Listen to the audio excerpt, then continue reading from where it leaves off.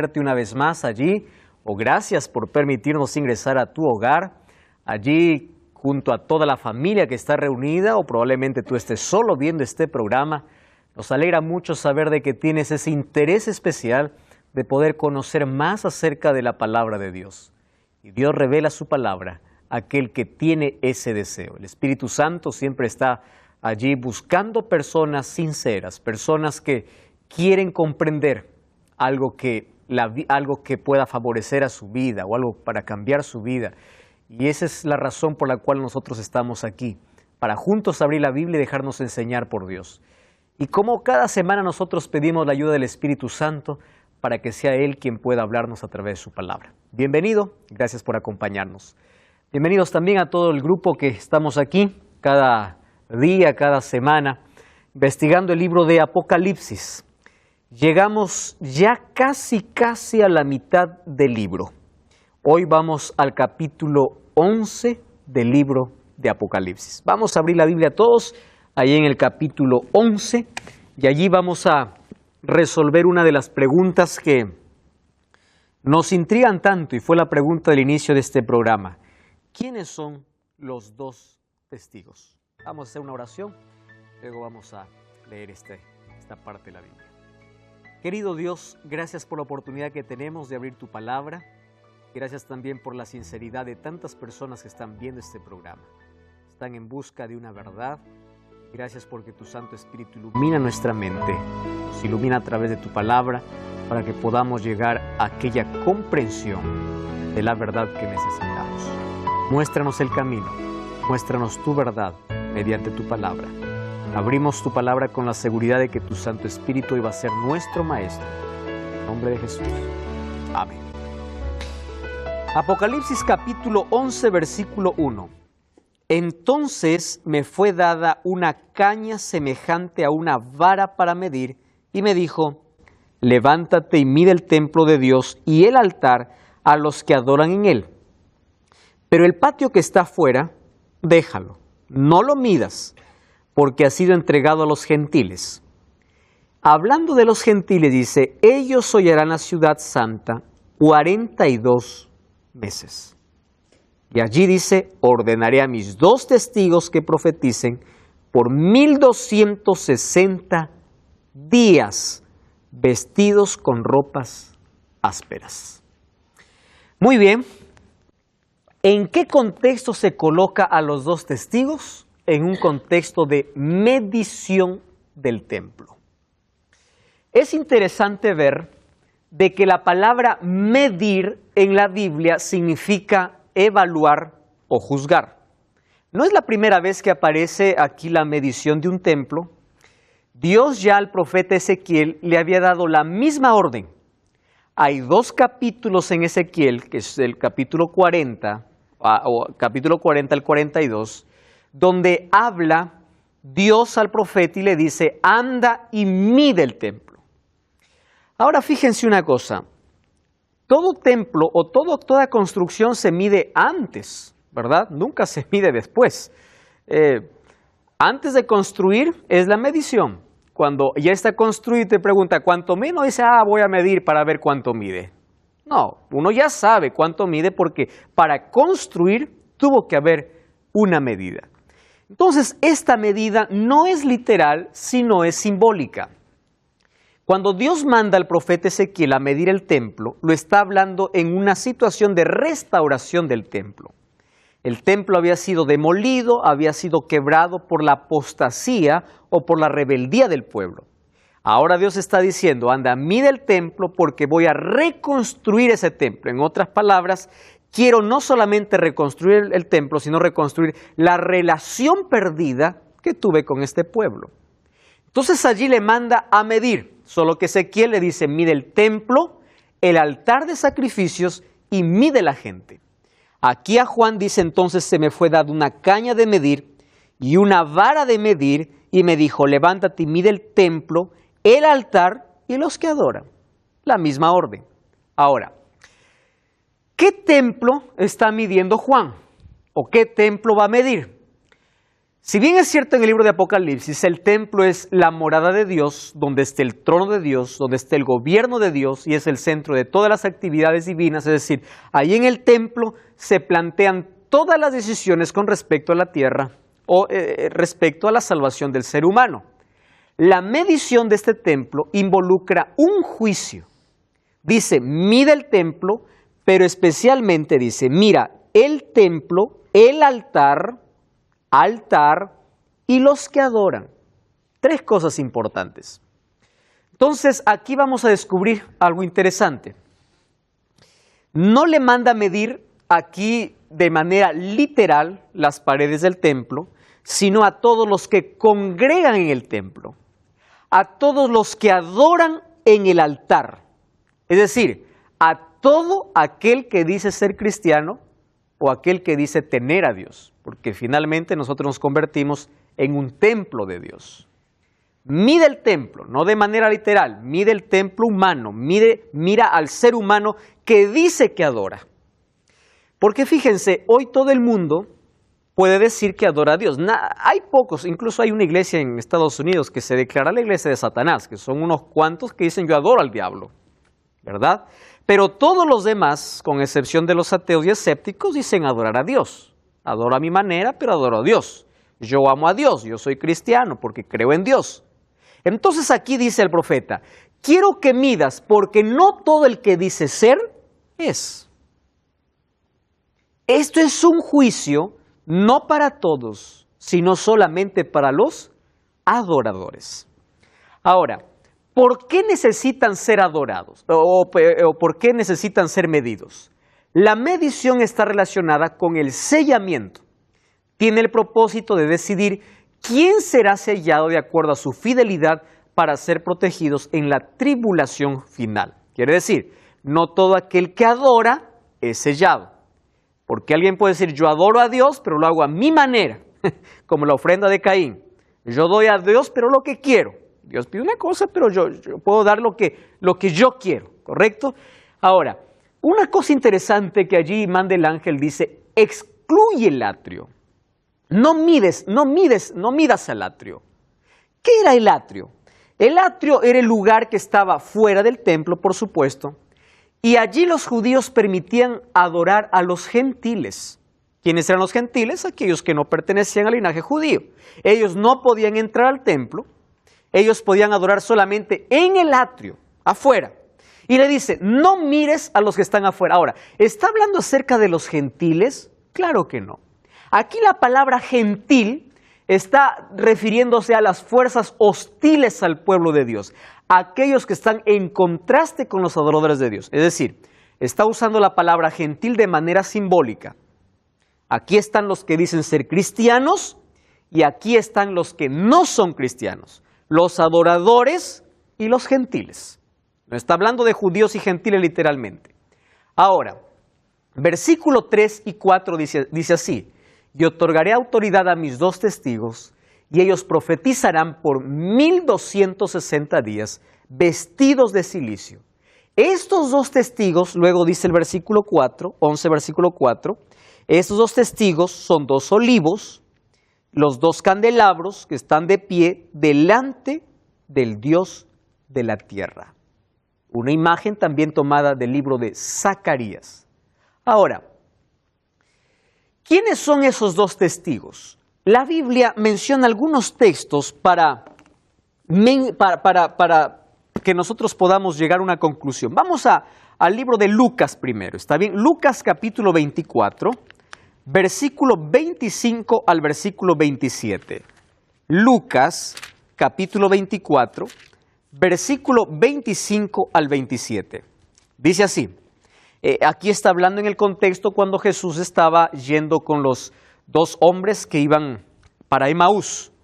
Versículo 25 dice así, Él les dijo, insensatos y tardos de corazón, para creer en todo lo que los profetas han dicho. No era necesario que Cristo padeciera de estas cosas y que entrara en su gloria. Y dice así, y comenzando desde Moisés y siguiendo por todos los profetas, les declaraba en todas las escrituras lo que él decía. Es decir, desde Moisés, que escribió el Pentateuco, y todo el Antiguo Testamento, todo lo que se refería a Cristo, Jesús empezó a mostrar a ellos. ¿Quiénes daban testimonio de Cristo? Las Escrituras. ¿Correcto? Ahora, vamos al libro de San Juan capítulo 5. Juan capítulo 5, versículo 39. Miren lo que dice Juan 5, 39. Dice así: escudriñad las Escrituras, porque a vosotros os parece que en ellas tenéis la vida eterna, y ellas son las que dan testimonio. Otra versión dice, ellas son las que testifican acerca de mí. Muy bien. Entonces, cuando Dios habla, por ejemplo, para Juan, en el libro de Apocalipsis, capítulo 1, versículo 2 y versículo 9, dice, la palabra de Dios y el testimonio de Jesús. Quien testifica de Jesús. Entonces, comprendemos aquí, por medio de estos textos, que estos dos testigos se refiere a la palabra de Dios en sus dos testamentos. Ahora, yo quiero explicar un asunto interesante aquí.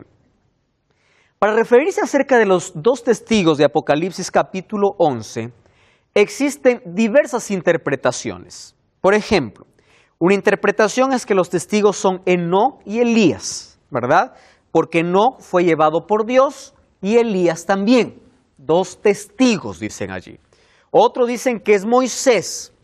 Mas vamos a ver en el contexto si realmente aplica para que nosotros podamos creer que ellos son los testigos. Hasta aquí, según las Escrituras, nos dice que la misma palabra de Dios es testigo fiel o es testimonio fiel acerca de Cristo. Hebreos 4:2 es un texto muy conocido. La palabra de Dios es viva y eficaz, cortante como espada de dos filos, penetra, discierne los pensamientos y las intenciones del corazón. La Biblia es considerada también como una luz, ¿verdad? Como una lumbrera, en Salmo 119, 105. Y aquí dice el libro de Apocalipsis capítulo 11 que estos son dos testigos, son dos olivos y dos candelabros que están en pie en la presencia de Dios. ¿Correcto? Un candelabro es la luz que ilumina. Ahora, dice que estos deberían testificar ¿por cuánto tiempo? Por 1260 días. Les explico. Ustedes recuerdan que en la cuarta iglesia y en el cuarto sello también ocurrió algo interesante. Voy a tomar la historia desde que Constantino cambió la sede del imperio para Constantinopla, que sucedió en el año 330 después de Cristo. El imperio romano empezó a debilitarse. A partir del año 352, tribus bárbaras significa extranjeras, de fuera, empezaron a minar el imperio romano. En el año 476, el imperio romano occidental cae y es destruido en sus propias bases. No es que el imperio romano está en guerra y pierde una guerra, no, sino que las 10 tribus bárbaras tomaron posesión y dividieron el imperio. Y ahora, ese imperio romano occidental es lo que hoy conocemos como la Europa, ¿verdad? Como la Gran Europa. Ahora, de esas 10 tribus bárbaras, habían 3 tribus que eran arrianas. Arrianas es porque creían en Arrio, ¿correcto? Ellos tenían una creencia muy particular, lo vamos a ver en los próximos capítulos. Esas 3 tribus arrianas, cuando el emperador salió de escena, ¿quién quedó? El obispo. Y el obispo que estaba en Roma era llamado el padre de todos y ahí viene el papa, ¿correcto? Ahora, Roma, hasta el día final, hasta que Cristo venga, según la Biblia y según la profecía, no dejará de existir. Solamente Cristo lo destruirá cuando Él regrese. ¿Cómo es que Roma va a existir hasta el tiempo final? Porque cuando hablamos de Roma, hablemos de 2 fases del imperio romano. Roma imperial y aquel que subió al trono del emperador después que el emperador salió del escenario. ¿Quién ocupó el trono del emperador? El Papa. Entonces tenemos Roma imperial y Roma papal. En el año 533, Justiniano dio una orden diciendo que el Papa sería cabeza de todas las santas iglesias. Solo que el Papa tenía un problema serio. ¿Cuál era ese problema? Tenía 3 tribus bárbaras que estaban en contra de él. Los cérulos, los vándalos y los ostrogodos. Estas 3 tribus impedían que el gobierno papal pueda tener un alcance mayor. Allí comienzan las cruzadas y guerras papales, hasta que en el año 538 es destruida la última tribu bárbara. Según Daniel capítulo 7, cuando nace el cuerno pequeño, cuerno significa poder en profecía, dice que derriba a 3 otros cuernos. Proféticamente hablando entonces, cuando el poder papal tiene toda la autoridad, es cuando derriba a 3 tribus bárbaras. Cuando en el año 538 ya no tiene nada que le impida, entonces tiene la autonomía, tiene la autoridad y empieza a hacer lo que quiere. Y desde el año 538, miren la profecía ahora cómo cuadra, en los libros de historia también podemos ver, empieza el gobierno absoluto del Papa. ¿Por cuántos siglos? Por 12 siglos. ¿Cómo se conoce eso en la historia? Como la Edad Media.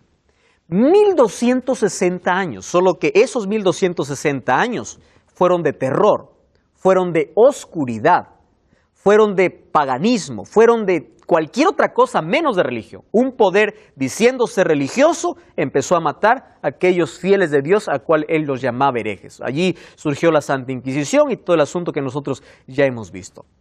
Desde el año 538 hasta el año 1798, ¿cuántos años hay? ¿Por qué estoy tomando 1798? Porque en el año de 1798, el Papa Pío VI es tomado prisionero. ¿Por quién? Por el general Berthier, por orden de Napoleón Bonaparte. Mientras Pío VI estaba en la Capilla Sixtina celebrando su aniversario de coronación, el general Berthier entra a la capilla, toma prisionero al Papa, ¿y qué sucede? Lo toma prisionero y pierde todo su poder. Le quita absolutamente todo. Napoleón Bonaparte, cansado de tanto abuso y de tantos siglos de oscuridad, entonces dice, hasta aquí llegó este poder. 1798. Vamos a hacer una suma. 538. ¿Cuántos años han pasado para 1798? Solo tenemos que restar, ¿verdad? 1798 menos 538 nos da exactamente 1260 años. 1260 años. Ahora dice que los testigos estarían profetizando por 1260 días. Según Ezequiel 4:6 y Números 14:34, el texto que siempre mencionamos, en profecía un día equivaldría a un año. Entonces sería que 1260 años la palabra de Dios estaría testificando, pero habría un poder que oscurecería este testimonio. Presten atención. En la profecía de Daniel y de Apocalipsis existen 3 números proféticos, ¿correcto? 3 números que equivalen a un solo periodo. Primer número, tiempo, tiempos y la mitad de un tiempo. Tiempo representa un año, tiempos 2 años y la mitad de un tiempo medio año. ¿Está bien? Hay otro número que son 42 meses. Ustedes van a encontrar de aquí en los próximos capítulos, 42 meses. Y hay otro que dice 1260 días. Presten atención aquí. Tiempo, tiempos y la mitad de un tiempo, 42 meses o 1260 días es la misma profecía. Pero usted puede preguntar, ¿pero por qué? Si son diferentes fechas. Vamos acá entonces. Tiempo es un año, tiempo 2 años, mitad de un tiempo, mitad de un año. Tiempo, un año, ¿cuántos meses tiene? 12. 2 años, ¿cuántos meses tiene? Más 12, ¿cuánto es? Más 6, porque son medio año, 42. Es decir, 3 tiempos y medio es igual a ¿cuánto? A 42 meses. Es la misma profecía. Preste atención ahora. El calendario judío tenía 30 días. 42 por 30, ¿cuánto es? 1260. Entonces, estos tres tiempos diferentes que se muestra en Daniel y Apocalipsis representa un solo periodo, 1260 años de hegemonía donde el Papa tenía la autoridad absoluta. 3 años y medio es igual a 42 meses es igual a 1260. Esta profecía va a volver a repetirse en los próximos capítulos, pero ya no con 1260, quizá con 42 meses o con tiempos y la mitad de un tiempo. ¿Correcto? Ahora, durante ese tiempo, la verdad, por más que intentó ser destruida, no fue destruida, porque hubieron muchos cristianos sinceros, como lo existe a través de toda la historia. Dios tiene un pueblo fiel, y ese pueblo fiel era sincero a la palabra de Dios. Por ejemplo, encontramos los hugonotes, encontramos los valdenses, que ellos salieron siendo perseguidos de las ciudades, vivían en montañas y rocas. ¿Por qué? Porque querían ser fieles y sinceros a la palabra de Dios y querían escapar de ese poder. Ahora, en una de las escuelas valdenses se encontró esta versión o esta Biblia que ellos tenían, porque ellos allí se separaban al campo para poder tener más contacto con la naturaleza y con la palabra de Dios. Es interesante cómo Dios preservó su palabra, por más de que siempre trataron de destruirla. Versículo 6, miren, capítulo 11, versículo 6. Vamos a ver qué más hacen estos dos testigos.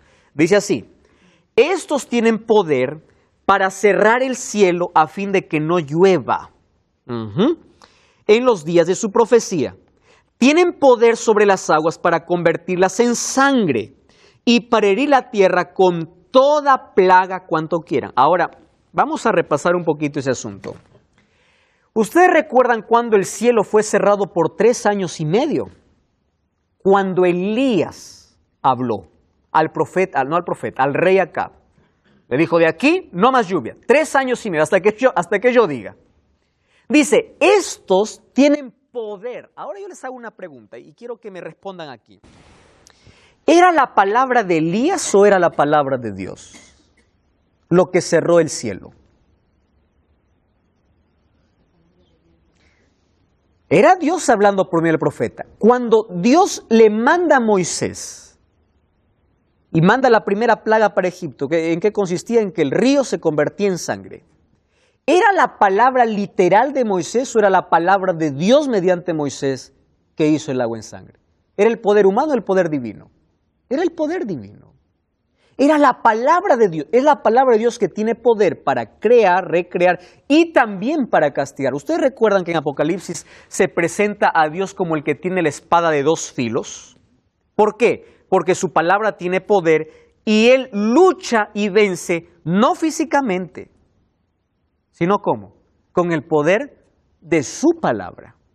¿Correcto? Es su palabra que tiene poder. Su palabra tiene poder para convertir el agua en sangre, para hacer que no pueda llover y para poder herir con cualquier suerte de plagas. Ahora, lo más curioso de todo es este asunto.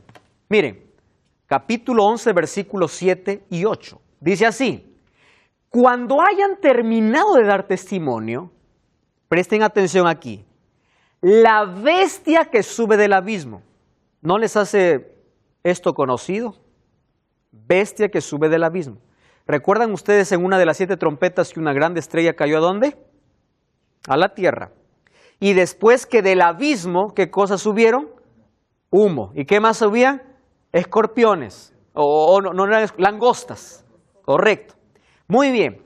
La bestia que sube del abismo hará guerra contra ellos. Ahora, el diablo nunca hace una guerra literal como Satanás. Él usa instrumentos, ¿verdad?, humanos para hacer guerra. A través de instrumentos humanos persiguió al pueblo de Dios, a través de instrumentos humanos persiguió a la Biblia, a través de instrumentos, usa instrumentos humanos. Solo que con el poder de esta bestia, bestia en profecía significa poder. No es un término despectivo. Hoy en nuestro idioma puede significar bestia un término muy despectivo. Bestia es poder. Este poder que sube del abismo hará guerra contra ellos. ¿Contra quién? Contra los testigos. Ahora, lo curioso de todo dice, los vencerá, ¿y qué más? Los matará. Wow, aquí sí nos complica el asunto. Y sus cadáveres yacerán en la calle de la gran ciudad, no menciona el nombre, ¿está? Simbólicamente se llama Sodoma y Egipto, donde también su Señor fue crucificado. ¿Cómo es esto? Aquí se equivocó Juan en escribir. ¿Dónde fue crucificado el Señor o Jesús? ¿Dónde fue crucificado? En Jerusalén. No fue en Sodoma ni en Egipto. Número 2, Sodoma ya no existía, porque Sodoma fue destruida. En el capítulo 19 del libro de Génesis, Sodoma solamente es historia. Egipto también desapareció. Ahora dice que los cadáveres yacerán en la calle de la gran ciudad, pero no nos dice qué ciudad, dice gran ciudad. La palabra clave de todo este texto es esta, simbólicamente. La que simbólicamente se llama Sodoma y Egipto. Y allí también su Señor fue crucificado. ¿A qué representan estas dos ciudades? Vimos que estos dos testigos representan la palabra de Dios en su plenitud, pero también que estos sufrieron persecución por 1260 días o 1260 años, que ocurrió en la Edad Media, del año 538 hasta el año 1798. Estos dos testigos saldrán a hacer guerra, solo que la bestia que sube del abismo hará guerra contra ellos, los vencerá y los matará. Sus cadáveres están en la calle de la ciudad, que simbólicamente se llama Sodoma y Egipto, donde también su Señor fue crucificado. Muy bien. Simbólicamente. Vamos entonces al simbolismo. Sodoma y Gomorra. Génesis capítulo 18. Vamos a Génesis capítulo 18, versículo 20. Génesis capítulo 18, versículo 20. Dice así: Entonces Jehová le dijo, el clamor contra Sodoma y Gomorra aumenta más y más, y su pecado se ha agravado, ¿cómo dice? En extremo. ¿Cuál es una de las cosas que resalta entre todos los pecados o las acciones pecaminosas que cometió Sodoma? La inmoralidad. Perversión sexual. ¿De dónde viene la palabra sodomita? De las prácticas de Sodoma. Sodoma llegó al extremo, a la cual nuestra generación hoy está llegando, de pervertir el plan de Dios para la familia. Mujeres se acostaban, o no se acostaban, mujeres tenían relaciones sexuales con animales, hombres con hombres, mujeres con mujeres. La inmoralidad sexual llegó al extremo. Si hay una de las cosas que caracteriza a Sodoma, es inmoralidad. ¿Correcto? Entonces, si nosotros queremos definir a Sodoma en una palabra, por sus muchos pecados y por su maldad que llegó al extremo, es inmoralidad. ¿Y Egipto? ¿Por qué Egipto? Vamos entonces a Éxodo capítulo 5. Vamos a Éxodo capítulo 5. Éxodo capítulo 5, versículo 2. Faraón respondió y dijo así: ¿Quién es Jehová para que yo oiga su voz y deje ir a Israel? Yo no conozco a Jehová y tampoco lo dejaré ir. Correcto. Y nosotros vemos que esas 10 plagas no fueron plagas en sí, fueron 10 oportunidades que tuvo Faraón para cambiar de parecer.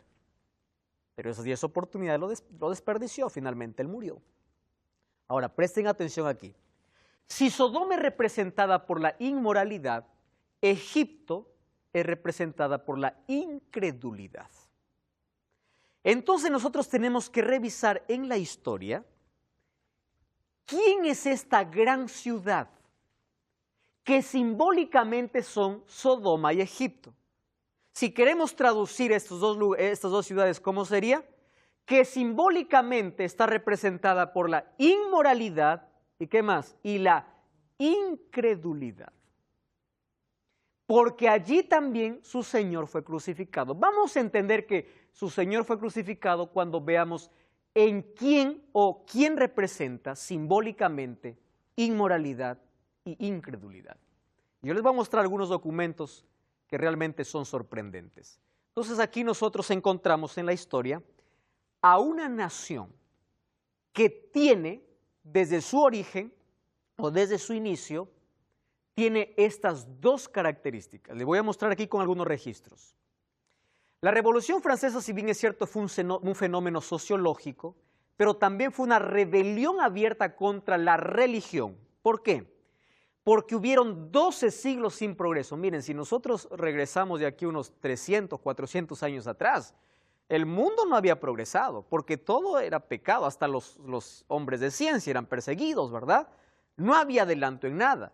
La religión, en lugar de convertirse en una bendición, recuerdan de las aguas amargas de la cuarta, quinta, tercera trompeta, se convirtió en una maldición.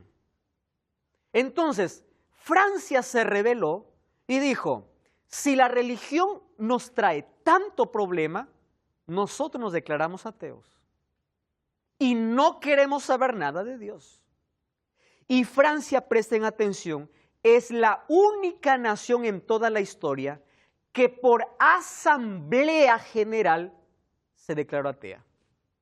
No existe otra en el mundo que por asamblea general se haya declarado atea, incrédula. No queremos creer más en Dios.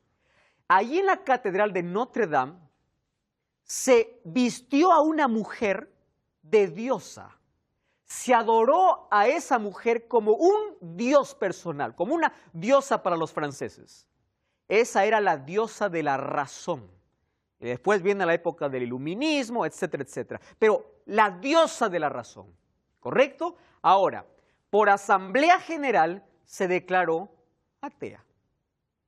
Incredulidad. ¿A quién representa? Egipto. Pero nos falta una característica, ¿o no? Ahora dice, y todos los pueblos, tribus, lenguas y naciones contemplarán sus cadáveres por 3 días y medio y no permitirán que sus cadáveres sean sepultados. Esta palabra es tan importante. ¿Por qué? Porque cuando se declaró atea Francia, Francia no solamente fue en contra de la religión. Francia empezó a quemar todas las Biblias en plena plaza pública. La Biblia no solamente ahora fue perseguida, sino también fue quemada. Y la religión fue declarada muerta.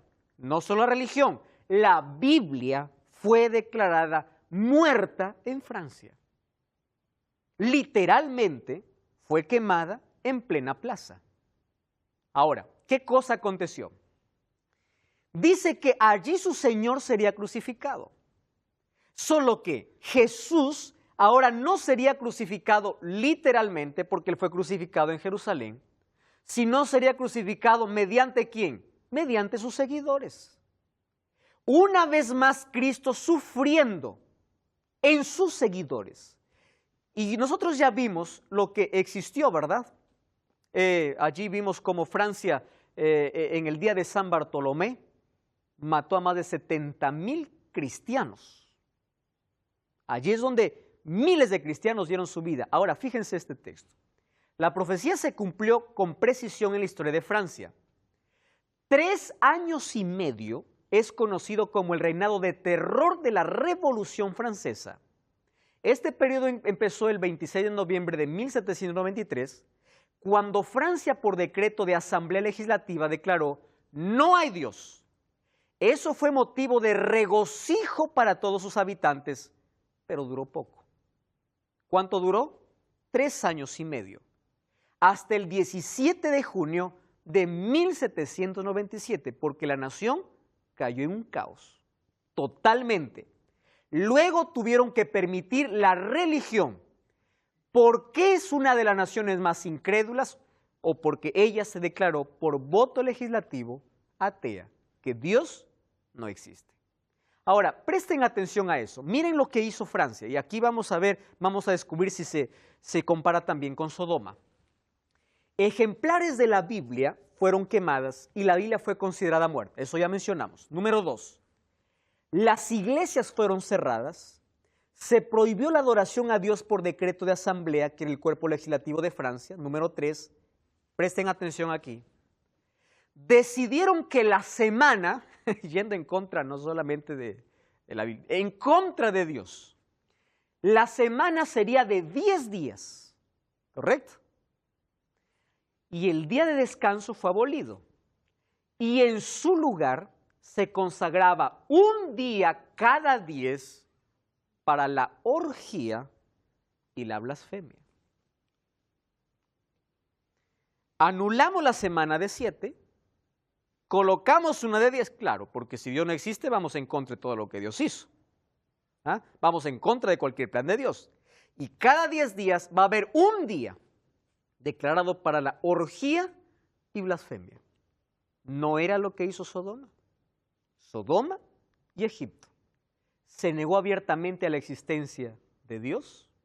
Una mujer inmoral, fue denominada Dios de la razón y las personas debían adorarla, y quedó prohibido todo tipo de culto religioso. Ahora, Apocalipsis 11:10. Miren lo que dice. Este texto realmente es importante. 11:10 dice así: los habitantes de la tierra se regocijarán sobre ellos. ¿Sobre quiénes? Sobre los cadáveres. Se alegrarán y se enviarán regalos. La palabra enviar regalos significa festejar los unos a los otros, porque estos dos profetas, dice aquí, habían atormentado a los habitantes de la tierra. Ahora presten atención aquí. Ustedes se acuerdan que cuando Jesús se fue a Gadara y encontró a 2 endemoniados, los gadarenos le dijeron: ¿por qué vienes a atormentarnos antes de tiempo? ¿Por qué nos atormentas? Ahora les pregunto, ¿la palabra de Dios es un tormento? Sí es un tormento para aquel que rechaza. La palabra de Dios va y discierne o entra hasta la conciencia del ser humano y no deja en paz a alguien que está viviendo en pecado. La palabra de Dios produce un tormento interno en la persona que siempre rechaza. Ahora dice, ellos se alegraron porque dijeron: nadie más nos va a atormentar. En otras palabras, nadie más nos va a decir qué es pecado, o qué no hacer, o qué hacer. Eso se acabó para siempre, eso murió. Y celebraron ellos. Ahora, perturbar viene incluso de una palabra del Antiguo Testamento. Cuando Acab se encontró allí con Elías, le dice así: ¿eres tú de aquellos que perturbas a los hijos de Israel? Pregunto, ¿Elías perturbaba al pueblo o él hablaba el mensaje de Dios? Él traía un mensaje de Dios. Pero para Acab, ¿qué cosa era eso? Perturbación. Perturbación. Entonces él le dice: yo, estás equivocado. Tú, tu esposa, tu familia, que llevó al pueblo a la apostasía, pero yo no perturbo. Pero ¿cómo llama el mundo a la palabra de Dios? Perturbación. Ustedes, hasta ahora ustedes se dan cuenta, ¿verdad? Biblia, ¿qué Biblia? Cada uno puede elegir o hacer su propia moral, sus propias reglas. Cada uno puede vivir de acuerdo a lo que le da la gana. No existe pecado. Pecado está en tu mente. Tú llamas pecado a lo que quieres. ¿Por qué? Porque si van a la Biblia les perturba. Ellos se alegraron, dijeron: nunca más vamos a ser perturbados. Pero el versículo 11 dice así: después de 3 días y medio, hablando acerca de los 3 años y medio allí en Francia, el espíritu de vida enviado por Dios entró en ellos, se levantaron sobre sus pies y cayó gran temor sobre los que lo vieron. Una gran voz del cielo decía: subid acá. Y subieron al cielo en una nube y lo vieron todos sus enemigos. En aquella hora hubo un gran terremoto. La 10ª parte de la ciudad se derrumbó. Por el terremoto murieron 7,000, presten atención a ese número, 7,000 hombres. Los demás se aterrorizaron y dieron gloria a Dios, al Dios del cielo. Y allí comienza a retomar el séptimo ay. que ya nosotros vimos en la séptima trompeta de los programas anteriores. Allí acaba la historia de los dos testigos. Presten atención. ¿Cuándo ocurre esto entonces? Antes que se toque la séptima trompeta. Es decir, históricamente en Francia, cuando dice que después de 3 días y medio, entró en ellos el espíritu de vida enviado por Dios y se levantaron sobre sus pies, estaban muertos, ahora resucitan, y hubo temor sobre los que lo vieron. Entonces oyeron una voz que le decía, ven acá, subieron allí en una nube, los enemigos lo vieron, hubo un gran terremoto y algunos se aterrorizaron, otros dieron gloria a Dios. Nosotros encontramos que después que la Biblia fue declarada muerta, después de esa revolución, después de haber negado abiertamente a Dios, incluso esas mismas personas que negaron fueron testigos ¿de qué? Del resurgimiento de la palabra de Dios. El diablo primero quiso quitar la Biblia de nuestras manos. No lo consiguió. Porque cuando el mundo consideraba que estaba muerta, en el año de 1804, fíjense, justo después de esta revolución, aparece la Sociedad Bíblica Británica, la Sociedad Bíblica Americana, y hoy tenemos otras sociedades. Antes de 1804, la Biblia había sido impresa y distribuida en apenas 15 lenguas. Hasta el año 2012 ya fueron registradas publicaciones de texto bíblico en más de 2.500 lenguas diferentes. ¿No es una resurrección de 15 para 2.500? Cuando fue declarada muerta, entonces Dios levantó y exaltó su palabra.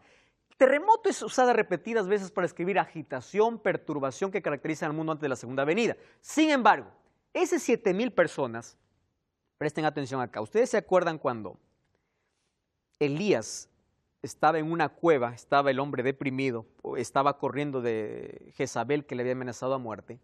Y Dios le dice, ¿qué haces aquí, Elías? Le dice, tengo vivo celo por Jehová, han matado a todos los profetas y solo yo he quedado, le dice, ¿no? Entonces Dios le dice, estás equivocado, Elías, porque aún hay 7.000 que no han doblado sus rodillas ante Baal. ¿Cuántos? 7.000. ¿Significa que existían un número exacto de 7.000 personas? No. 7, ¿qué cosa era? Perfección y plenitud. Ahora, 7.000 personas ahora está representando de manera contraria. Si habían 7.000 elegidos, ahora las 7.000 personas representan la totalidad de esos incrédulos endurecidos, en contraste con Primera de Reyes capítulo 18, versículo 19. Ahora, Dios preservó milagrosamente su palabra. Miren, esto es algo importante. La Biblia que nosotros tenemos en nuestra mano ha pasado por muchas cosas para que llegue hasta nosotros. La Biblia fue quemada, fue perseguida. La Biblia primero fue destruida. El diablo quiso destruir todo su contenido. ¿Está bien? Todo su contenido. El diablo vio que eso no funciona, porque por más que la quemó, resucitó. Número 2. El diablo tiene un segundo ataque contra la Biblia. ¿Saben cuál es el segundo ataque? Ya no la persiguió, ahora la difamó. Y se levantaron hombres de la alta crítica diciendo, esto es un libro de fábulas. Esto no existe. ¿Milagros? ¿Qué milagros? Esto es fábula. Estos son cuentos. Esto es para gente ignorante, para gente inculta. Y la Biblia fue ya no perseguida, sino difamada. Hasta que Dios levantó arqueólogos, levantó hombres de ciencia para comprobar que la Biblia es un libro real. El diablo no consiguió difamándola. Y el diablo tiene un tercer ataque si es el efectivo. Primero la persiguió, luego la difamó. Pero ¿saben cuál es su tercer ataque y su tercer intento? Es que ahora podemos tener todos una Biblia en casa, pero no tenemos tiempo para leerla. Y ese método se llama el método de distracción. Primero es persecución, difamación y ahora es distracción. Existe cualquier otra cosa que siempre se sobrepone a la palabra de Dios. Yo ya pregunté a muchas personas diciendo, ¿por qué haces lo que haces? ¿Por qué crees en lo que crees? ¿Tiene una base bíblica? ¿Tiene un sustento bíblico? No, dice, pero así dicen, así predican, así dice el líder, así dice el pastor, así dice el cura, así dice el sacerdote, así dice. ¿Cómo que así dice? Tienes que decir, así dice Dios, así dice la Biblia. Y hay tanta gente que llena templos, pero tiene el corazón vacío. Tenemos tanta gente vacía, que va solamente por un momento de sensaciones, mas no para tener un encuentro con la palabra de Dios. Este libro es un milagro de Dios allí en tus manos. Ábrelo, léelo. Una Biblia empolvada significa que tienes el corazón sucio. Limpia la Biblia, léelo todos los días. Y si tú destruyes la Biblia por tanto leer, una Biblia destruida significa que tienes una vida construida en Dios. Pero abre la palabra de Dios.